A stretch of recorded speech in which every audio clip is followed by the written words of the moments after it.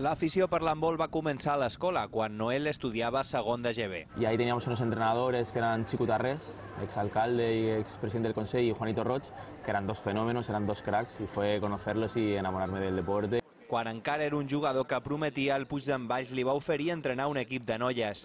18 temporades després, Cardona segueix al mateix club, sempre acompanyat per Curro Pérez, el seu segon entrenador. Curro y yo somos amigos desde la guardería, hemos ido al colegio juntos, al instituto juntos, hemos jugado toda la vida a balonmano juntos, hemos vivido el deporte juntos, empezamos en el Puig d'en Baix.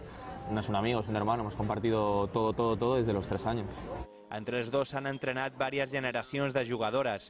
Algunes formen part de la plantilla que ha arribat a la divisió d'honor femenina i enguany estaran acompanyades de fitxatges com Daniela Piedade, África Rodríguez, Carmen Campos o Ana González. Hemos acertado de lleno, de 10. Tenemos unas jugadoras, unas personas que han venido que nos van a aportar muchísimo en lo personal y seguramente en lo deportivo. Aquest dissabte espera el Granollers al debut lliguer. Hoy es un equipo que viene con 7 partidos de pretemporada, casi todos con éxito, con resultado positivo, y un partido de liga que han ganado de 12, entonces deberían estar un par de peldaños encima nuestra.